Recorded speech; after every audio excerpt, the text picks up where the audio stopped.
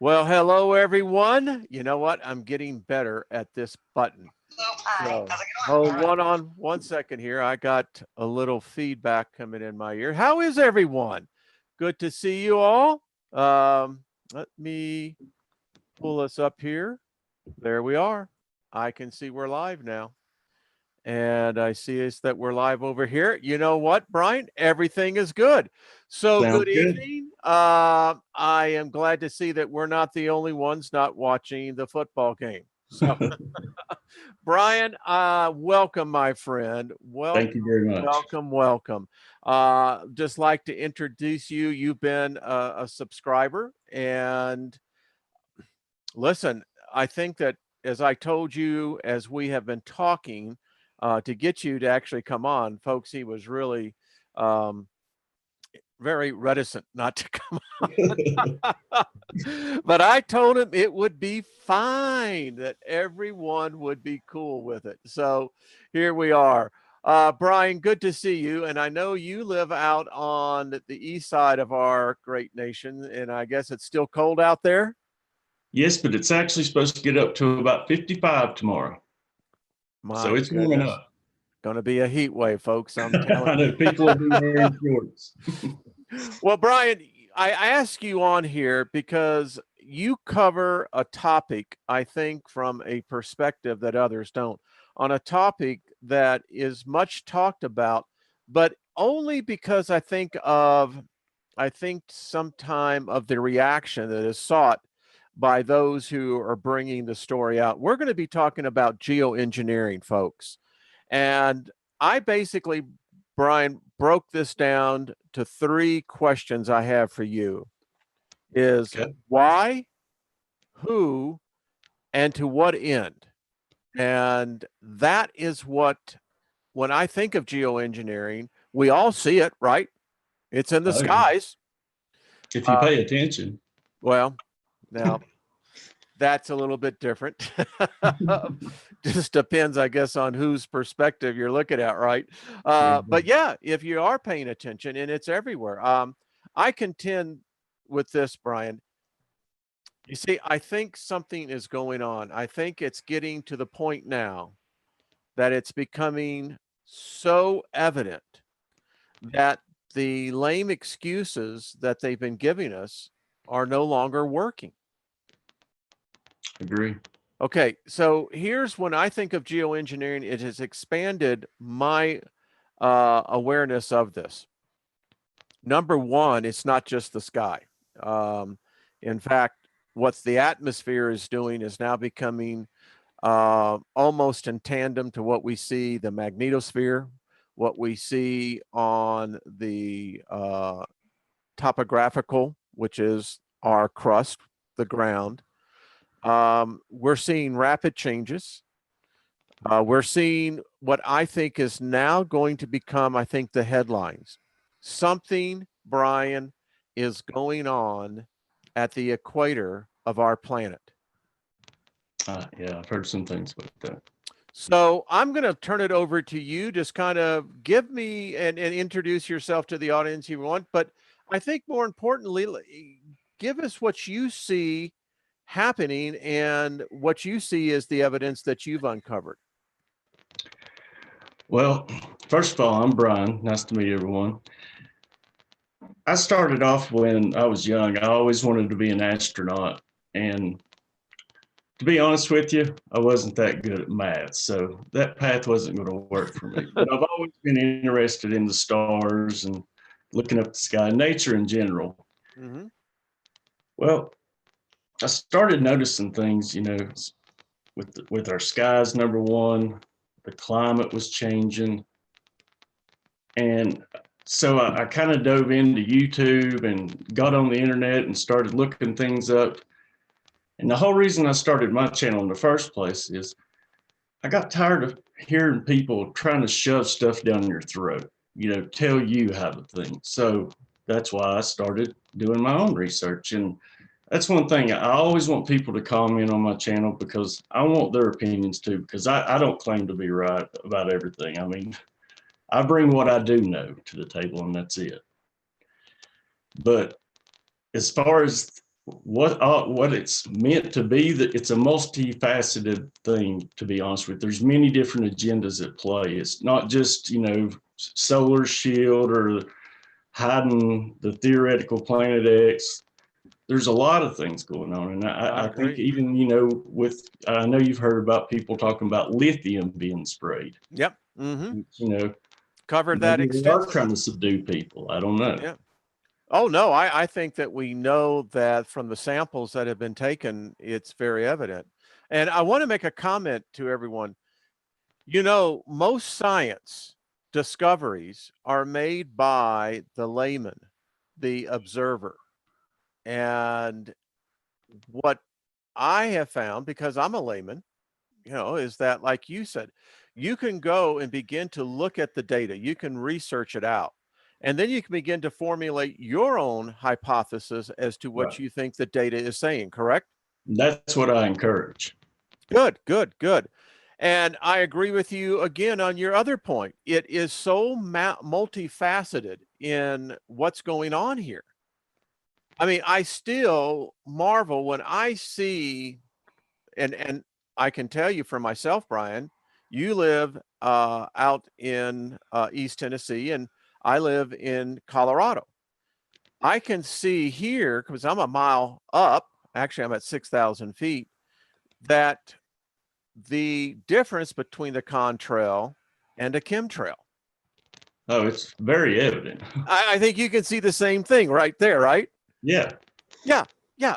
And I can also now, after years of observation, Brian, just observation, I can see the differences of the type of aerosol that they're spraying. There seems to be some that seems to have a very quick, wide, misty dispersal pattern that Yep. seems to cover very large quadrants of It's the very air. quick. Yes, it does. And then you get this other crap there now, and I've documented it. I've got, by the way, on my recorders, the several of what are military aircraft laying down this stuff that I've timed it now, Brian, 27 minutes, and it's still compacted. Yeah, see, that's what I'm saying. Like, I want to think that they're trying to do the right thing, because we were supposed to be going into a solar minimum at the end of 2019 and the beginning of 2020. Yep. With recent solar activity, it looks like we're going in about a year and a half early. So we're going into this solar minimum cycle, and I want to think that they're spraying these chemtrails to shield us from the cosmic radiation from our weakened magnetosphere, and also to maybe try to trap some of that heat in, because I know, especially now, everybody's talking about, maybe a possible ice age because of the solar minimum. Yeah. Yep. So I want to think they've got good intentions, but it's still poison. Mm-hmm. No matter how you look at it. Yeah, it is. It's one of those things and it's interesting because as you get more trained from an observation point, I see these jets going over and you can see them going along, nothing behind them, not everything. And then all of a sudden you see the dispersal coming out. And so the question is this something cosmological that they're not telling us, that they have been trying to prepare for? I thought it was interesting in December when Harvard announced that they will be working, I think, with a number of other agencies in doing what they're testing of what they call water aerosols. Why? I don't know. Maybe because, like I was saying, because it's poison, what they're spraying now. I don't know. Yeah, that then gets down to the question then, what is the end game on that? And I know you had a website that I'll pull up for everyone that you were wanting to actually look at here. Is this the one you were wanting to look at here? Yes. Okay. Actually, if you could start off on that picture we were just showing. The first one over here on this one? It's got the top 10, that one. Yeah, right there. Okay. All right. Good. This one right here? Yep. Okay, I can actually open that up into a separate tab. Here we go. All right, there you go. Does that help you? That does help you. Okay, so you kind of walk us through in here, and I like to discuss this because I think this is exactly, I think covers about every theory that's out there. Yeah, well, see, one thing, I know everybody's seen all these recent rocket launches. Yeah, I want you to notice number 2 there, a sounding rocket. rocket. Now, personally, I think either we're getting ready to go to war or they're looking for something like you was talking earlier, cosmic. Now, as far as that goes to Planet X, I've been up and down all around that rabbit hole. Yeah, And I kind of come full circle, and now I'm back to, well, maybe there is one. Well, I mean, I know there's another planet out there, but how close it is, that I don't know. But there definitely is other planets out there. They've even admitted it now. yeah, they have. Yeah, I listen. I contend to people, it's not the planet that I'm looking for. I'm looking for our binary twin, whoever that is, wherever it is. And I mean, it's proven that most of our systems are binary. Yeah, well, So, Dr. Miller, who'll be back on Friday. Listen, if you're telling me that our solar system is one of the most unique solar systems in all of the quadrant, I'm not talking the galaxy. Let's just go the quadrant. right. I'm not buying it. Not buying it at all. So something is going on. So let's go to the sounding rockets. Now, what is specifically the sounding rockets? I'm reading this and it says chemical release. Is that not? I can't even read that. Well, basically, they're sending up the rockets and it's putting out the water vapor. And I know you see all these rocket engine tests all the time that NASA does. Mm-hmm. All those things come into play when it comes with geoengineering because it's putting moisture into the air. And that's Interesting. what this chart right here is showing you. It's showing, and number 1, the ionospheric heaters, everybody knows that is hard. Yep. That's what that is. And it's actually, if you go down through the history of this, like we won't be able to cover all this in this hour. And that's why I wanted everybody to see this website because it lists absolutely everything. I like it. I've looked at this, and just to interrupt here, folks, these Nacrissus clouds, I can tell you, I have a library of capturing these, and these are not normal.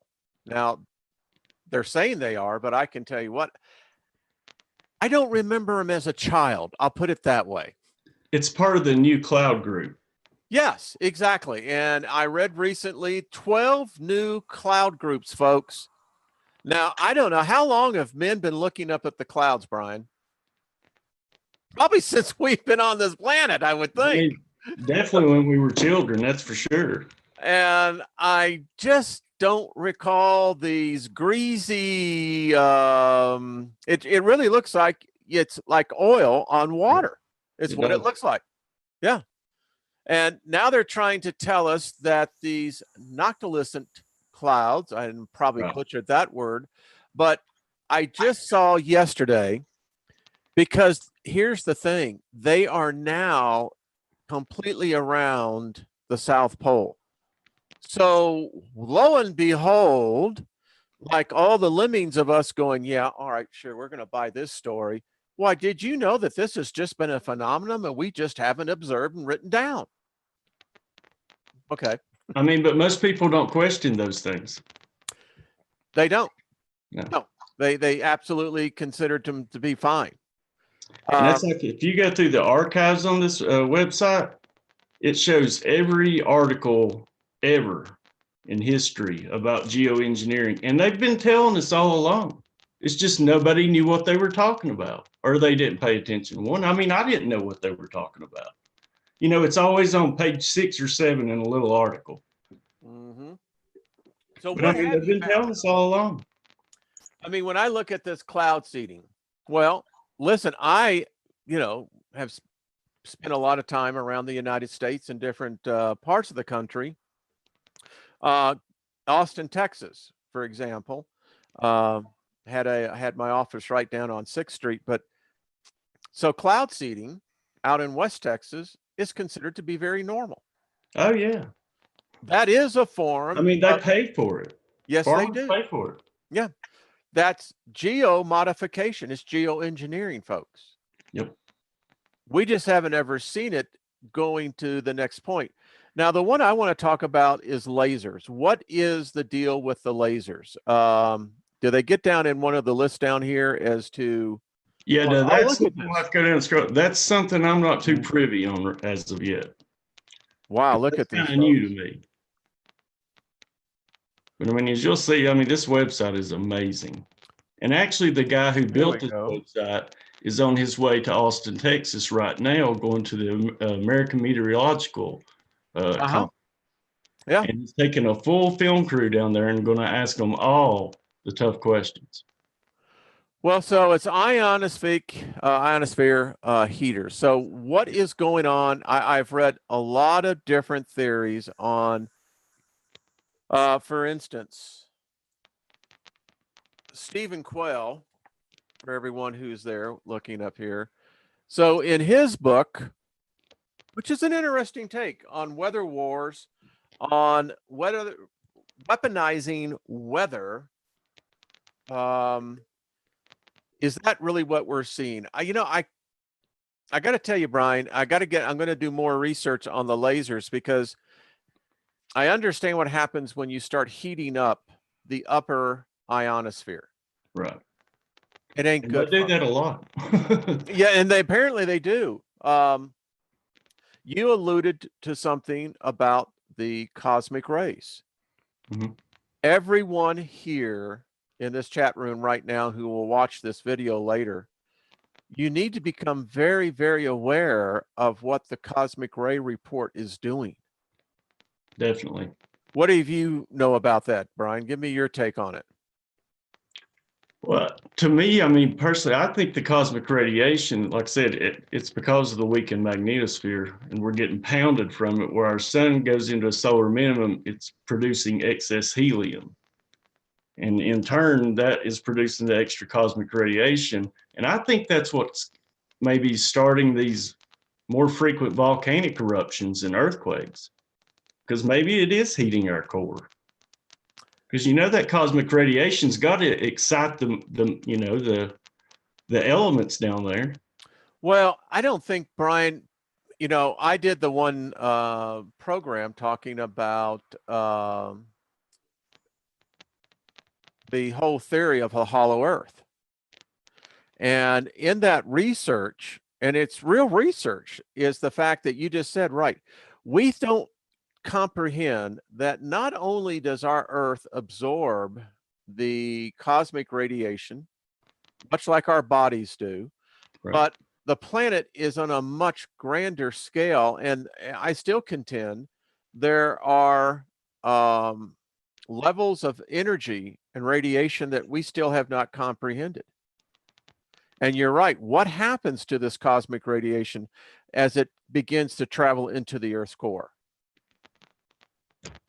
That's a question I can't answer. Well, I love poison on poison out there to say, all right. So it's very interesting when I see this because I'm wondering. I don't know, my friend. I get this crazy idea that I think our Earth is in fact tilting. If Oh, I agree. you do, okay, good, Yeah. good. Let's talk about that. What do you think's going on here from your observation as just an observer and researcher? Well, like you said earlier, I mean, is there outside influences that's causing that tilt, or is it just part of a cycle? I mean, everything works in cycles, and we've been through, Earth tilts before. So Yes. I don't know if that's part of the minimum cycle or if that's just a regular cycle in Earth, but it's definitely tilting because I've got documented like pictures from Italy and California where you can actually, and I take the picture there every day at sunset and sunrise, and you can see the moon and sun in different places rise when it's rising and setting. It's not in, and I'm talking, it'll be over to the right one day, then the next day it'll be over here, and then it'll be back over to the right again. Yeah, I mean, if anyone who just watches the moon, the extreme that we can see the moon now and its perturbation of its wobble is, I marvel. I really do. I just say something's going on. Now, this may be just me, but I remember in taking my first astronomy class that, talking of the moon, that it was basically accepted science that the moon was moving further and further away from Earth. Right. But I swear to you, my friend, I don't know, maybe it's just me, but it seems like these last couple of years, we keep on getting these quote unquote super moons, closest that the moon is going to be. And Well, it's close. bingo, that's my point. Yeah. I, I've got my telescopes, and in fact, odd that we're saying this because, folks, I literally had, let me get this up here so you can see, I had to get moon filters now Hmm. for my telescopes. I didn't even know those existed. Yeah, they do. Because it's so bright in the telescope that I have, and I got a couple in it. It just in the larger one, it's too much. I mean, I looked kind of weird the first time it started noticing it. I was wearing sunglasses in the middle of the night. So, but yeah. So what's going on? I mean, is this the effect that we're seeing? Is it a cumulative effect? Because I'm kind of like you. I want to think that there's not all these bloodthirsty, heartless, soulless rulers out there that just think that you and I and the rest of us are a bunch of nothings. Yeah. I I mean, mean, like I said, I try to give everybody the benefit of the doubt, and that's why, like, I'm hoping there's good intentions. yes, and that's what we project out here, right, folks? Everyone in the chat room, we're saying that. So let's talk about this one, the history of weather modification. I did not know that this website was out there. I happen to agree that those who forget the past are, in fact, doomed to repeat it. Maybe Yep. that's what's happening here, my friend. I don't know. So, what do we have going on here? Why can't I? Come on, guys. All right, there we go. So, what have you found on this one? It seems like it's a pretty good documentation of what's going on here in the weather modification area. Oh, and weaponizing of nature. Here we go. We were just talking about that. I mean, they started these cloud seeding projects back in as early as 1836. So this Okay. hadn't been going on the past 20 years. Like I said, that was my whole point in wanting to do this presentation. This has been going on, I mean, for a long time, for 150 years almost, or 120. I mean, Where did you first start when you first learned about it? Where did you see the first evidence of weather modification? as far as personally, No, no, I mean in the history. What does the history oh, say? That well, actually, Charles Hatfield that's my favorite rainmaker of all time because of this band called Widespread Panic. They have a song called Hatfield, and he was a rainmaker that was out in Los Angeles. Let's see, when was it? Uh, I think in 1930s, or wait a minute, I've got it here somewhere. Oh, there it is, 1905. And the city of Los Angeles had been in a drought forever. So they did a verbal or a handshake agreement for $10,000 that he would produce rain. Well, he used this smokestack, like 20-foot tall smokestack, and was trying to seed the clouds and stuff with smoke and fire, basically a fireworks show. Well, it proceeded to rain for 30 days. And it really? flooded all Los Angeles County, busted the dam out there and everything. But they never ended up paying him. They said it was an act of God. So that's like the first documented where a city actually paid a rainmaker to make rain. I remember that story. In fact, there was help me, folks, who did The Rainmaker? It was a movie. I Catherine got you. Hepburn was. Frank Melbourne. Yeah, yeah, thank you. Yep. The Flim Flam Man. I mean, it was a great movie. Who was the guy who Burt Lancaster? Thank you. Yep. Thank you. Thank you. Great movie. And you're absolutely right. So basically they were shooting what were they actually putting up into the atmosphere? I think it was like dry ice, Would basically. make sense. Would Yeah. make sense. 30 days. I can tell you we could use some of that over here. Well, this is really, really cool. I'm going to go back in here and see how we're in the chat room. Wow, you're a hit. We got 207 people in here. Really? Uh-huh. I am honored. So, all right, that type of weather modification, I would say, would be benign. Would you or would you not? I mean, Yeah. rain is a requirement in order for all of us to live the type of lifestyle we live, right? Yep. Yeah. You start living in an area with drought and they start doing water restrictions and it gets to be very precarious. So I get that. But it seems like something changed in the 70s. Any idea or thought on that? No, I mean, I was born in the 70s. So, I mean, Well, no. thank you, Brian. It's been very good talking to you for the evening. And, let's all wish Brian really well. No, it's all right. You Now, I missed do it. know that during the 70s, they were doing weather warfare against Vietnam and Cuba. Yep. That started in. Yep. Yep. I agree. I'm sorry. I'm still getting over the fact you missed the disco era. I mean, seriously. I mean, Donna Summers, the whole Yeah, I bit. I love mean, disco, though. I see, I'm telling you, this is a good man. Y'all need to go over there, subscribe to his channel, support him. And, this is why I enjoy meeting people like you, Brian, others in our community, is because you bring a perspective on this just from your saying. So, if I were just to simply ask you one simple question, what is your biggest concern that you have for yourself and your family when you think about geoengineering? The point of no return. I just think when they're playing God with the weather and they really don't know how this is going to turn out. And like I said, if they're trying to shield in that heat to prevent us from going into an ice age, well, what if they put so much out there that it just turns to snowball Earth again? Like 15 inches of snow in the Sahara. Yeah, that's my biggest concern. I don't think they know where it's going to end up at. They're worried about the now. Ooh, that is so spot on. Hey, Gary Baxter, spot on, staying alive. Maybe the Bee Gees knew. I think David Bowie knew something. I don't. Yeah. His let me tell you what, folks. This new album that he released is a two. Have you heard this, Brian? That No, I haven't heard the new one. it's a two-prong message for us.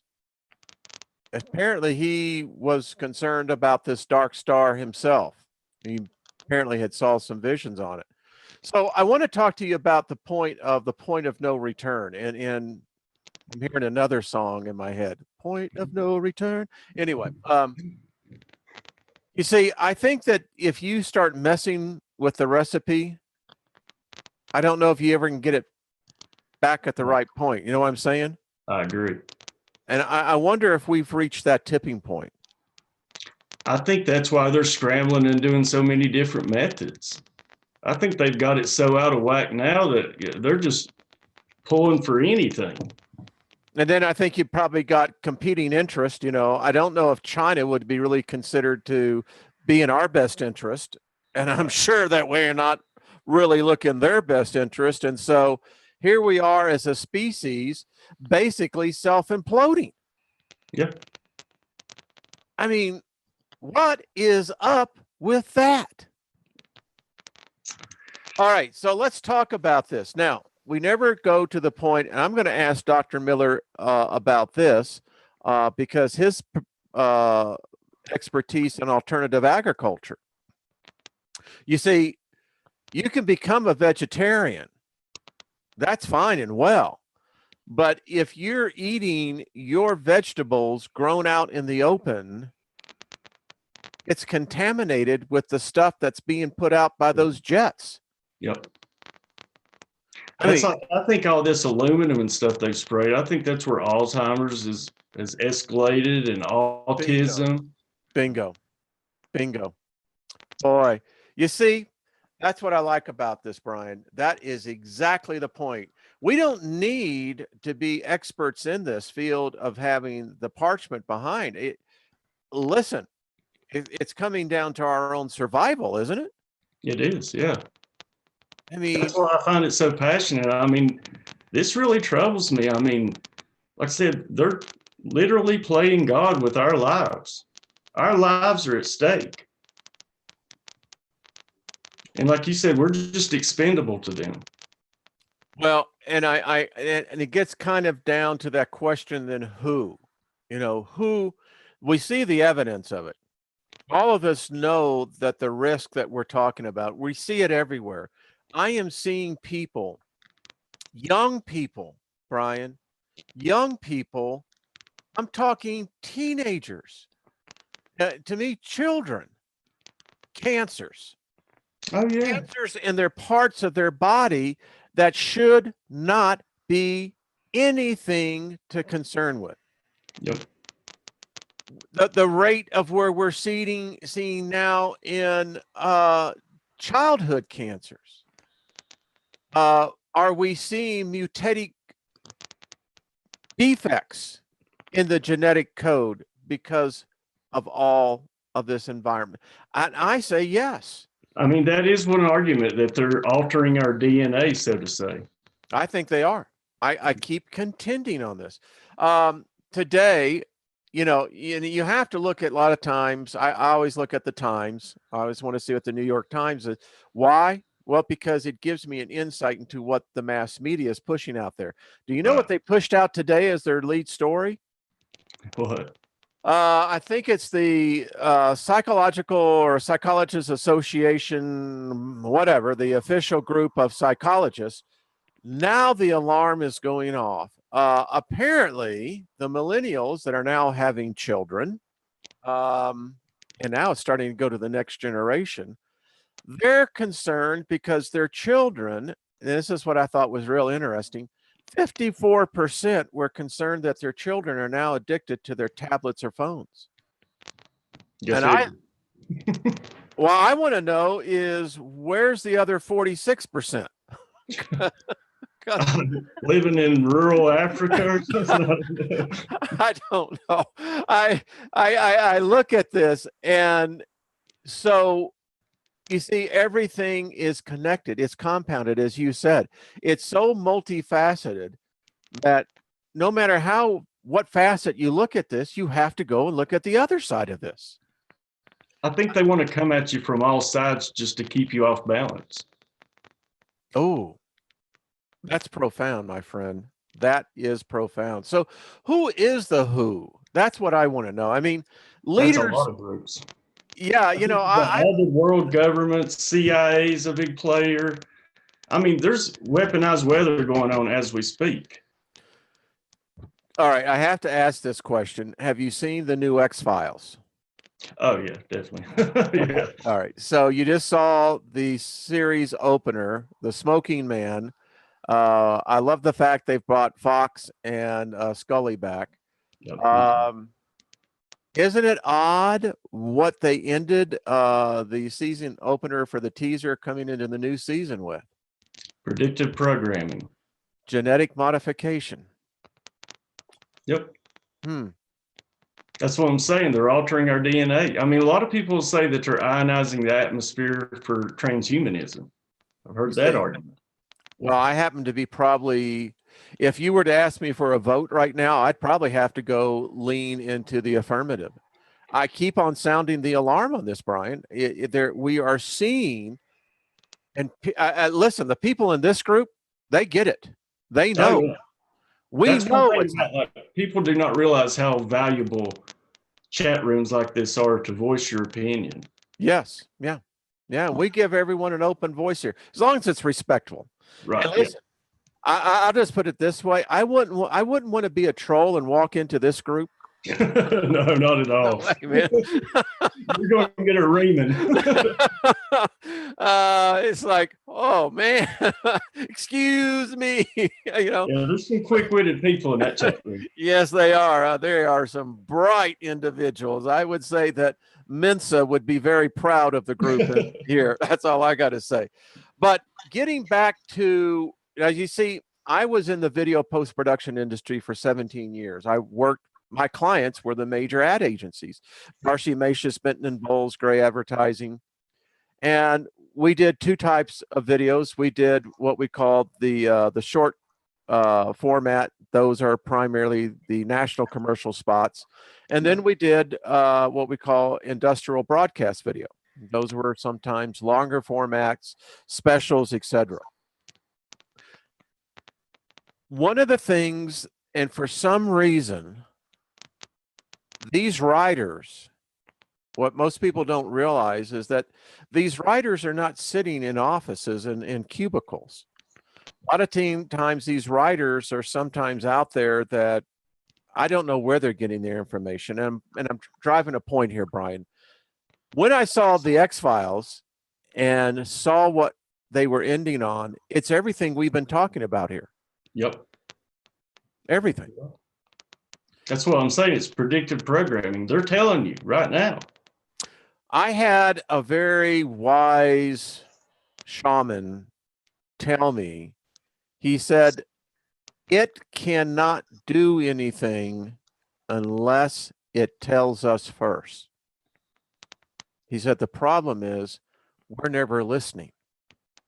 Exactly. So you're worried about being on that phone or watching TV. Oh yeah. And look at this now. We've got a generation now coming up that they don't know anything else but this tablet, this device. They don't know any other environment than the one that's out there. To them, seeing a chemtrail is like, so what? It's just a cloud. Yeah. See them all the time. You know, if you try to tell them that, listen, they're modifying the atmosphere, they're most likely going to tell you, no, what you have to be concerned about is with global warming. Oh, yeah. Oh, trust me, I know. And from that, they immediately, and to them, it's like, I don't have to be concerned about it. Somebody else is. Right. Right. Until it affects them personally. Yeah. Then it becomes more problematic for voices like yourself, others in this chat room. You know, when we come out and say, well, now, wait a minute, who is taking care of it for us? And I can't figure that out. I mean, listen, if the cat sitting in the White House or in the Kremlin or in London, Paris, wherever, they're breathing the same crap we are. Oh, yeah. That's what blows my mind. It's like they signed these bills knowing, well, I think they just signed those bills. It's like we were talking about with the younger generation. They don't think about the long-term future. They think about right now, making people happy. I didn't when I was 20. I mean, yeah, that's true. Quite frankly, I won't say what I was looking for. And all of you trying to read my mind, it's exactly what you thought. See, I told you, Brian, you didn't have to be uptight. I'll make you. I knew if anybody I could be comfortable with, it would be you. And not exactly. Because listen, I think that your research is valuable. And I love the fact that, as you were telling me, it's just not one particular area. As you got into it, you use the term the rabbit hole. Yeah. This damn thing's got more burrows going off to the side. I can't keep my head out of it. No. I mean, I had someone ask me the other day, they said, well, didn't you do a lot of Nibiru research? I said, yeah, I did a lot. That's how I discovered you. Yeah, I know people in the industry. I mean, I'm talking in the space industry. Right. And listen, met some interesting people. My problem was this. If there is a planet out there, and if it supposedly travels really fast, that would show up almost literally overnight, I said, okay, listen, I don't know how the cosmos works. So I can't say that that's not feasible. And I don't Now, think anybody can say what's really going to happen. no. So, and then I began to think about, now listen, and here, and I'll just make this make it full out there for everyone to hear this. It wasn't that I was not convinced that there's something out there. I happen to think that there is. I Oh, think it's our binary twin star. We talked about that. But here was the problem. What was the eventual conclusion that all of that research would lead to?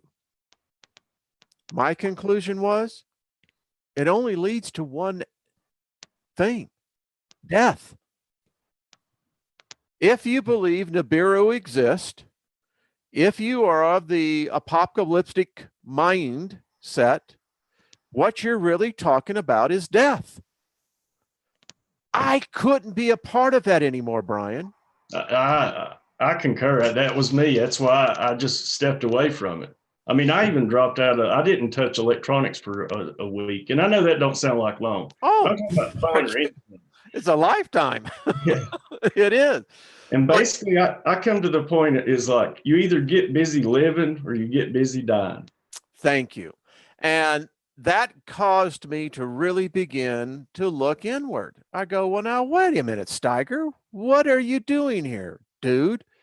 And you start looking within and you're going, well, if something was going to happen, best to have the house in order. Exactly.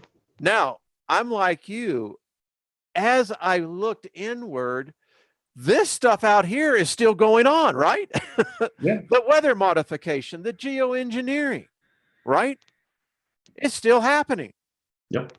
You know the difference, Brian? I'll just share this with you and the audience. I'm at peace. I don't have this turmoil. As I was telling everyone this morning on the program, the noise has gotten turned down. Me too. You see, that's what I'm talking about. Folks, that's what I'm talking about. That's why we do this. That's why all of you are welcome to come on here. Brian showed me what he was working on and his thoughts. And I said, listen, you need to come and tell people about this. You know, tomorrow we're going to have, which I always like to say, the ghost will be coming on. You're going to love this guy, folks. You really are. And Brian, so I want to get to, we were talking about, now I don't know if you have children or not. Okay. Some would say that that's good. In my case, it is. Okay. So where do you think that this is going to, the impact? I mean, I guess what has to be is that there has to be an end game, right? Like I said, I don't think they've thought that far ahead. I think that they're just grasping at straws. That's pretty scary. I It just gotta is. tell you, it's scary. I mean, they're digging tunnels. We know that. Oh yeah. You know, the biggest thing for Not these. for us. Oh no, I didn't get my invite. Is anyone, there's 250 people watching. Did anyone get the invite that you have your condo, you know, like 200 feet under the ground? Because if you do, let's talk. Yeah, for real. Send me an email. Yeah, send me an email because we really ought to talk. No, but so something is still going on. And, you know, it gives me all the evidence of two things. So before we went on, I said, all right, let's take a look at this. Either there is another solar system going to be coming in. Now all the data that they'll try to throw up to us and what have you will show no, no, no. But, most people believe that space looks like most the artist illustrations. Which is what we see. That's exactly what we see. That's exactly the point. Because if you saw how the real pictures look like, you're going, where the hell is that? For real.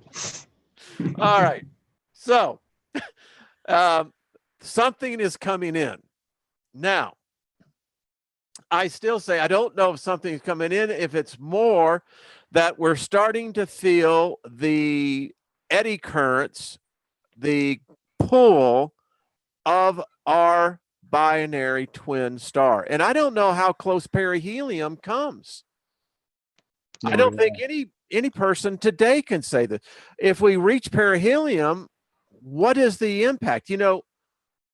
To digress here a second, Brian, the interesting thing about Jupiter is that the Jupiter does not rotate around our sun. It stays in unison. Yes, there is this strange equilibrium of people. When I look at this, the amount of eddy currents is what I call them. This demilitarization line is immense. Huge gravitational fields, magnetic fields at play here. So is Jupiter a failed star? See, I've been down that rabbit hole. That's what made me think when I found out that it was working in unison. Then, I mean, that does sound like it would be our failed star. But maybe we're a trinary system. Could be. It's all speculation, really. Well, listen, what we do know is that the asteroid belt was at one time something. Yep. I mean, a planet, maybe two planets. I don't know. Was that Nibiru? You see, I made, and I still, that video, by the way, is, I think, like 30,000 views. And because I contend that maybe all the Samarans and everyone else was right.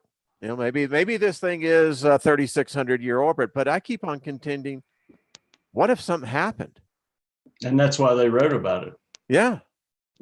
What if something happened when Venus came in? Because there is a great website, Symbols of the Alien Sky.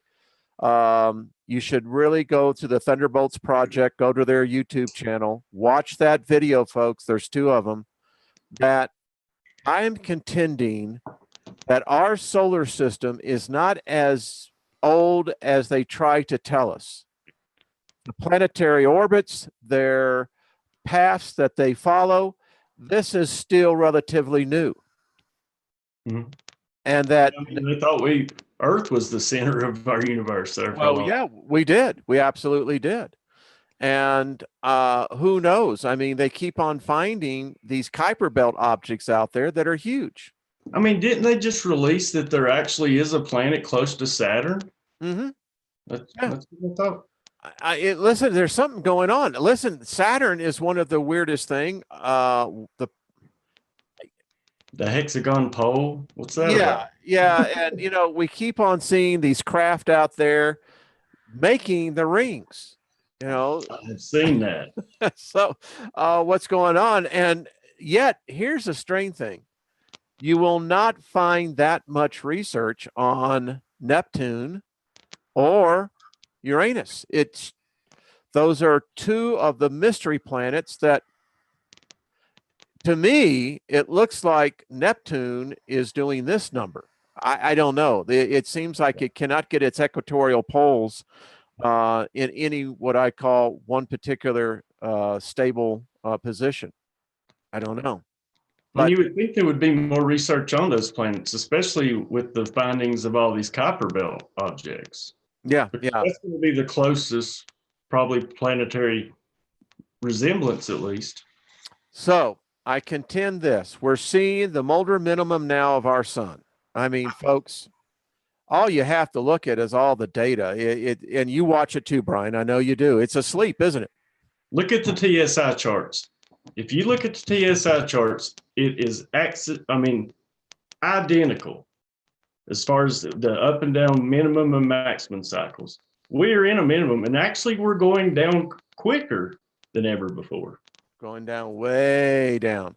I've contended this, listen, if we stay in the same basically cyclotoral orbit around this star, and our perihelium is about I think it's a 22-year cycle. I could be wrong on that. But still, we don't deviate by more than 4 million miles, 10 to 4 to 10 million miles. Right. All right. That's not enough, I don't think, to cause an ice age or a global warming event. Would you? Not to the best of my knowledge, but like you said, maybe I think it's all kinds of effects, like you were talking about the Earth tilt. I think it's all these coming into play at once. I contend with you. Storm. I'll share this with everyone here. It's going to be weird if I do that. I'll have to wait on that. But there is a website where you can actually see our magnetosphere, and you can see how the solar winds. When I was yes, thank you. When I was looking at the IMF cut, the SW cut on seeing the magnetic field, we've tracked whatever it is out there. Something is out there.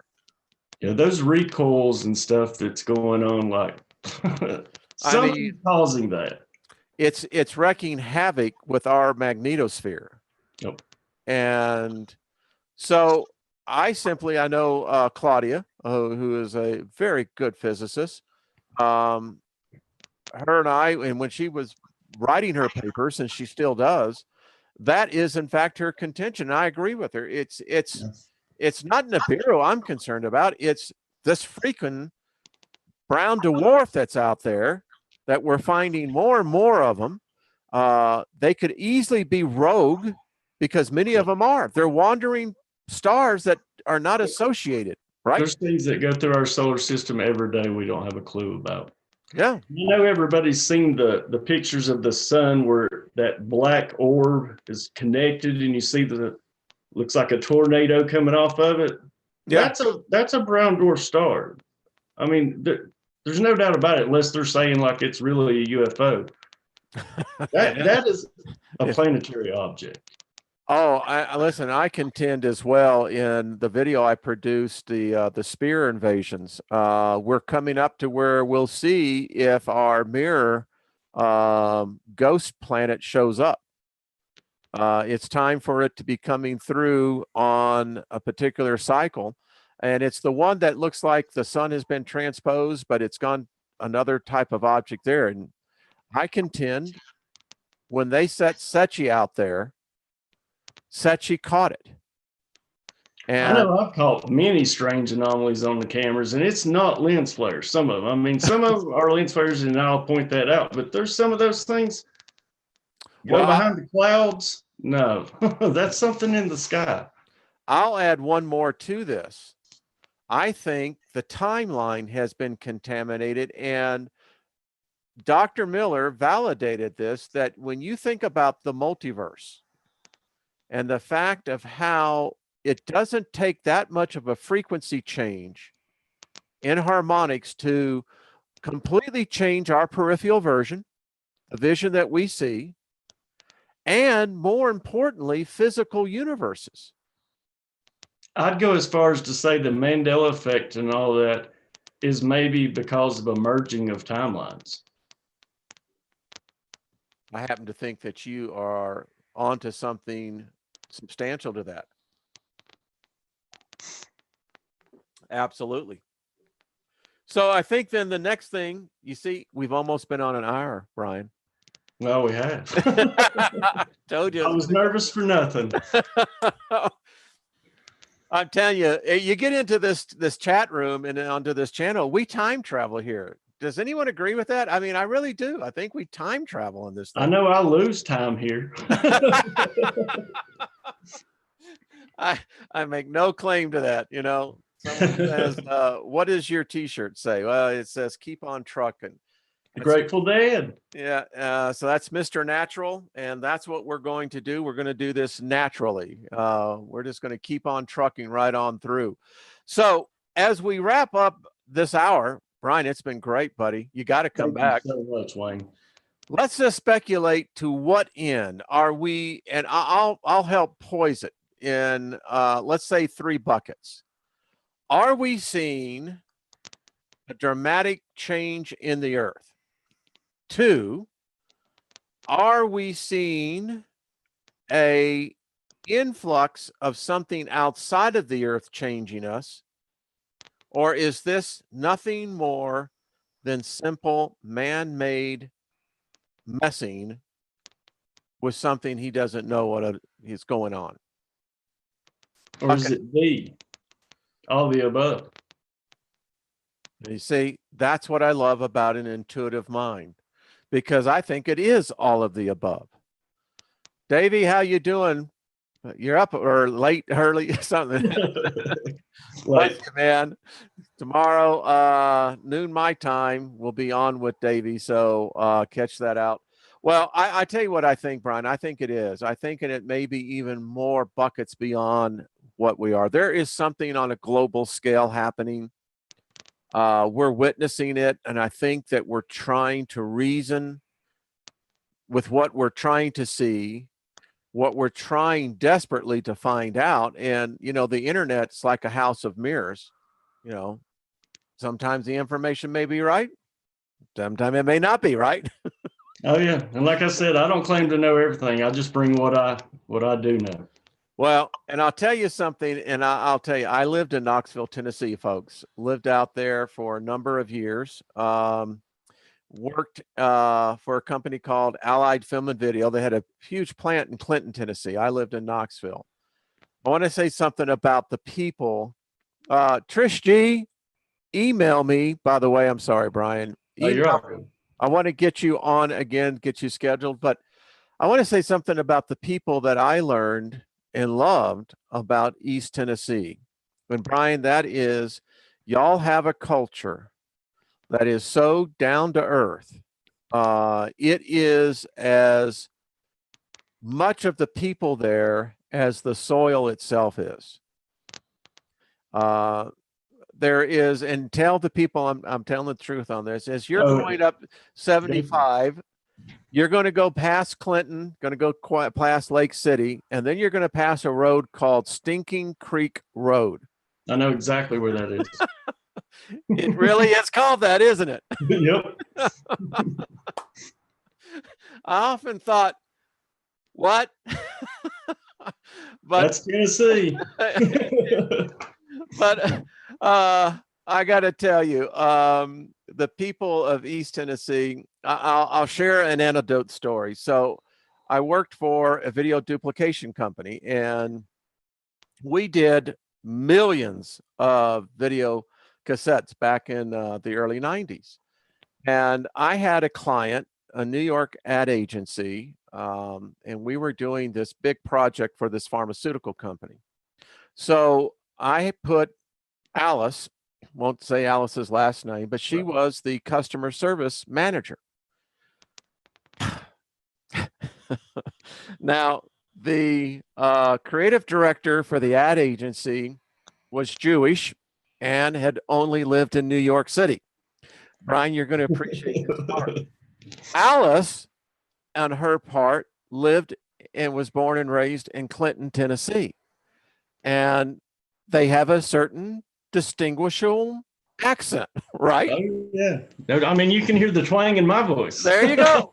Now, if you imagine a gal who grew up there in the hills of Tennessee, it's really noticeable. Thick. Thank you. So the creative director calls up down there, because that was in the day when we didn't have cell phones, didn't have the internet, and is talking to Alice.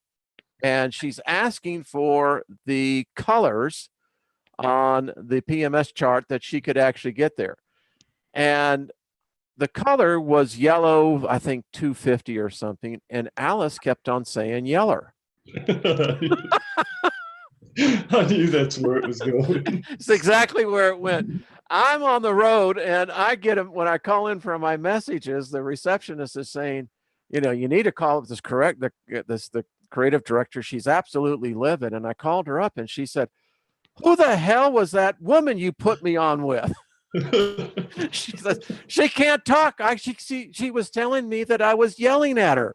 I said, "No, you're not." I said, "What was she yelling at you about?" She said, "I kept on saying, 'What yellow is it?' And she says it's yeller." Oh God. And my Jewish friend was just not in the let's say she was not in the jovial mood. So anyway, that's the story there. And Well, it amazes me being from this, we're right in the middle of the Bible Belt, but you wouldn't believe how many people are awake around here as far as in tune. Even my grandmother, and she's like diehard Christian. is that right? I wanted to talk to her about September 23rd. So I went and I was like, yeah, I want to show this to you in your Bible, what it talks about. And this is weird, like, and I don't know if it's true or not, but she had already had written down Return of the Antichrist. Really? Yeah. Now, is that not a little freaky? Well, no, I think that listen. Now, she lives there in East Tennessee, I'm assuming, right? Born and raised, right? Yep. Yep. That's what I'm saying. I mean, for us to be so-called dumb hicks, some pretty smart people around here. Oh yeah. Let me tell you, folks. Yeah. In fact, now that I have gotten the God spell, broken that off of me, as I look back, they used to have an Appalachia festival each year in Norris, Tennessee in October. And I mean, folks, they actually blow up anvils. They really do. I mean, they have a whole contest of see who can blow up with black powder the anvil high enough. It's cool. And it is cool. Now I And want to go see it. you need to go see it. It's right there in Norris, Tennessee. And they have the Quilting Bees, the contest with the women, and just beautiful quilts. I mean, just anyway, my point is, as I look back now, do you know what those people were doing, Brian? They were practicing alchemy. Oh yeah. Yeah. No kidding. And and here I'm the dumb hick, Exactly. because I look back and these people have knowledge. Science and magic go hand in hand. You see, my friend, you're absolutely correct. It does. And that's one of the things I see. Mary, Brandy, you live in North Carolina. I'll tell you another story. So, true story. You're going to like this, Brian. So I started my own marketing communications company when I left the video industry. And my first client was Richard Petty. And yep, I told you this story. And so I'll share it with everyone in the group tonight. There's 246, 250 people in here, Brian. You're a hit. Yeah, just absolutely Thank amazing. you so much. Well, thank you, my friend. So true story, folks. So I had to go to Charlotte to meet with Creative Sports and Richard Petty, Sam Bass, who did all the drawings. We were working on this promotion that we were going to do for Home Shopping Network for Richard Petty. And so we had this big meeting, and I had a whole box full of signed autographs by Richard Petty. So I'm coming back from Charlotte to Knoxville, and everyone knows the route. You know the route. You go 40, you can't miss it. And I'm coming over the mountains right there at the border of Tennessee and North Carolina. Some of the most beautiful country in the world right there. Yep. I can also tell you there is an incline. You can't help but speed. I'm serious. Or you won't get up it. You won't get up it. And I'm coming down this thing, and sure enough, I get caught by the North Carolina State Patrol and get pulled over. And it's me and about 20 other cars. It's like, all right. And so as the trooper comes up, and I already got my, insurance and driver's license out. And he looks in the back seat of my car and he's going, "Is that Richard Petty?" I said, "Yes, sir. I'm a real fan of Richard Petty." I said, "Well, so am I." Get And out of jail free. I said, "How big of a fan are you?" He says, "Well, what is that?" And I said, "It's a new promotion." And I explained to him and I said, "That's a signed autograph." He says, "I do a lot of security work there at the Motor Speedway. Never have gotten a autograph from Richard Petty." And I said, "You have now." You got shook down. Cop said to me, "Well, you just got a warning ticket." You got shook down in North Carolina. I did. I got to tell you what, it's just the way it absolutely happened. Hey, everything happens for a reason. So, got a lot of love for the people in Appalachia, all the way to the Tar Heels there in North Carolina. So, Brian, I've kept you an hour, way over an hour. Thank you, my friend. Thank you, everyone in the chat room. Y'all have just been so great, so good. Really appreciate it. Join me tomorrow night when I will have Ghost himself on here. Folks, you're going to love this guy. He is, his story, number one, is remarkable. But what I really love about this guy is how him and his significant other, Crystal, how they banded together in a moment of tragedy. And out of this, they built their lives back together again. And then Brian had, excuse me, not Brian, had this gift. And you're going to see Wednesday night, we're going to get prepared for the mirror awareness experiment. That will be Thursday night, 7 o'clock. And then Friday night, we have Dr. Miller returning. Brian, I just want to say thank you again, my friend. I feel like I've met a friend, a brother.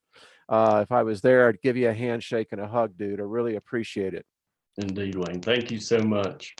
Everyone in the chat room, be good to yourself. Listen, we're building something here. The attendance tonight was just off the scale. And that tells me we got a community. Brian, you're part of that community. And I just want to say thank you to each and every one of you.